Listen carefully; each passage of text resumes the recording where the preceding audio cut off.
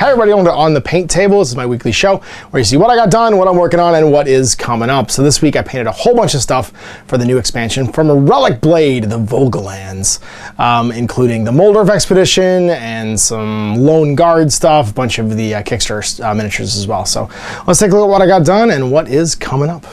So first things first, here's what I got done for Relic Blade for the Vogellands expansion. This great new campaign book from Sean at Metal King Studios. So we've got some advocates over here. We get the Bounty Hunter with her awesome crossbow, sword, eye patch, riding hood. The Flame Bringer, I think he's called, Bringer of the Flame. They call him the Fire Hobo. He's the dude who's like your sort of good guy wizard now. Generic wizard who does, you know, casting spells and illuminating people, pushing people around. Kind of just like a classic mage. And then the Lone Guard Commander with his awesome shield. This guy is a beast at stabbing things. He's kind of like a blend of a Lone Guard and a Knight. The questing Knight, so he can toss off stuff. He can take shield items because he's got a shield ability, the tag. 3 attacks with his spear, like just a beast. But he's also one of the most expensive models in the game. He's 30 points. And then 2 Hellhound Berserkers. I love this guy. This is the dude who was a collab concept that Sean did with another artist, and he is a super cool beast advocate. So he has the beast barbarian tags, which means he can't pick up items or interact with like any treasure stuff because he's too freaked out, but he's got like awesome berserker barrage attacks.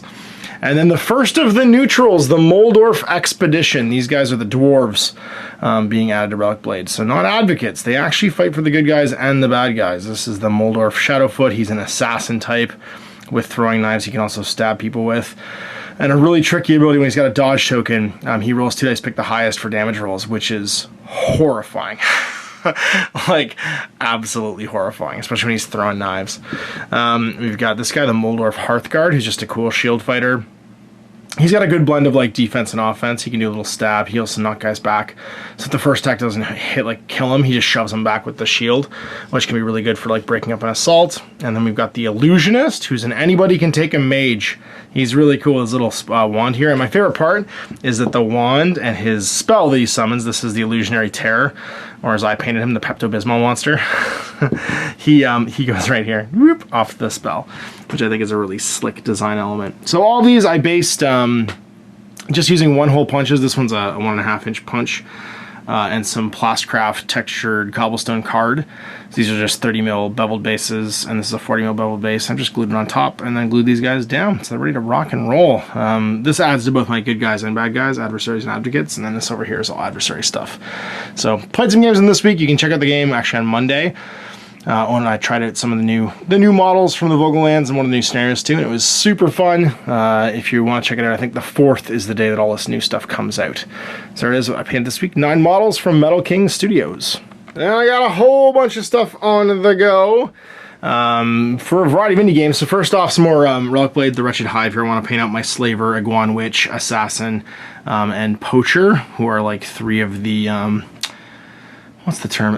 They're not deep. They have I guess it's just the Wretched Hive. They're the lizard folk. The iguans who are ready to go in and make the murders and be bad people. The Witch is amazing. I really need to paint her, and the Poach is really cool too. When I combine with like my Mangrove Basilisk is one of the other starter sets.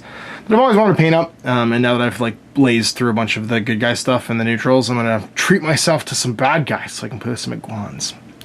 And then over here I've got 2 of the starter sets for Breachstorm, which I'm gonna be giving a try probably this week.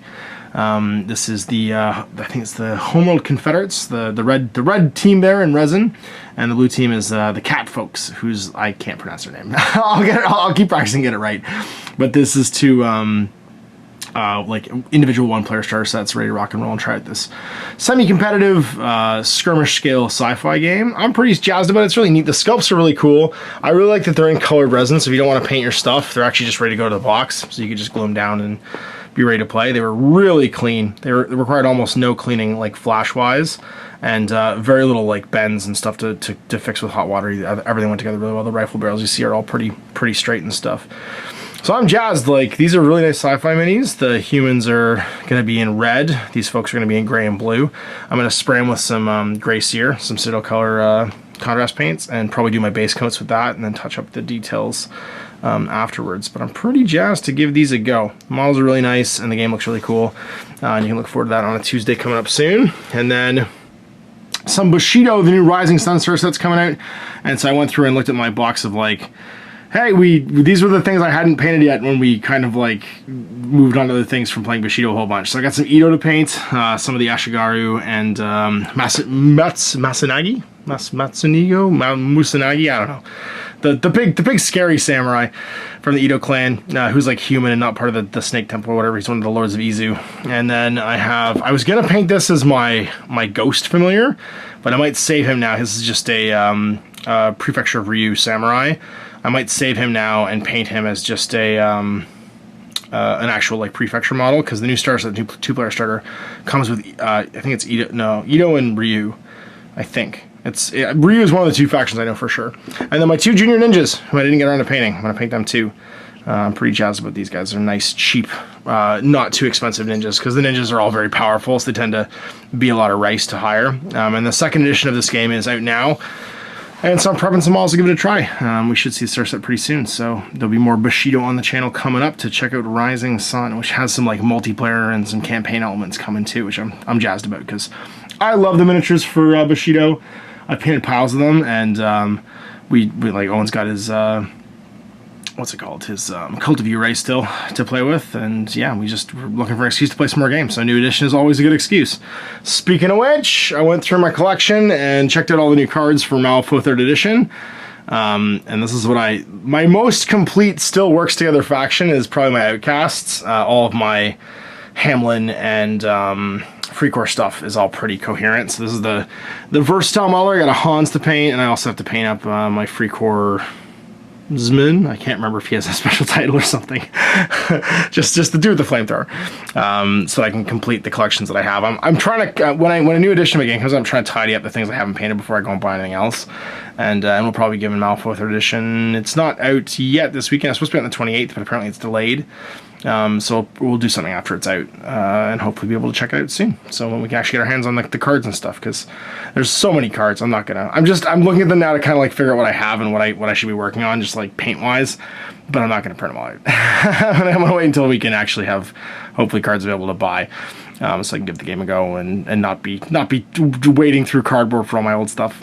So you got another on the paint table done on the books, another 9 miniatures painted, and of course, as you can see, lots more to go. So I'll be working on just a whole plethora of stuff this week coming up.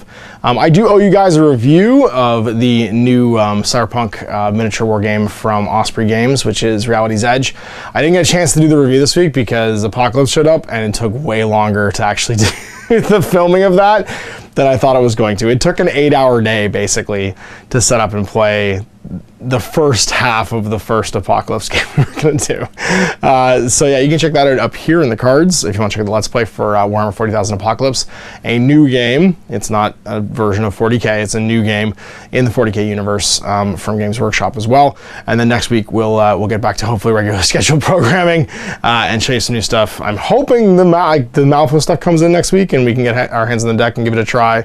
If not, Breachstorm, we've got all the stuff to play, and I'm hoping we see Bushido sometime soon too. So lots of things to do and on the go.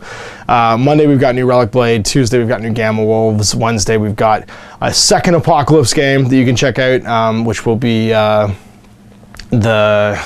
can you just play 40k with these rules, and we give that a go too. We play like a 40k size game with it just to see what the result. I won't spoil that, but that'll be on Wednesday. Thursday, I can't remember what we're doing Thursday. Something Throwback Thursday, and then Friday's more Batman. So I hope you enjoy that next week. We'll see you for more on the paint table in the future. Thanks now, I'm Ash. Apple Gaming. I hope you enjoyed that video. If you want to support the channel, of course, like and subscribe and hit the little bell below so you get notifications when I post future content. I do post stuff 7 days a week. If you want to support the channel further, you can, of course, buy a t-shirt through Spreadshirts, buy a measuring gauge or objective markers from Death Ray Designs, or, of course, most importantly, there is Patreon. Patreon is what makes all this possible, keeps the lights on, pays for the studio costs, pays for the equipment, model costs, and everything else, and most importantly, puts food in my kids' bellies and a roof over their heads. Big thanks to everyone, past, future, who supported me. I do this stuff because of you guys, and of course, I will continue doing it as long as I can.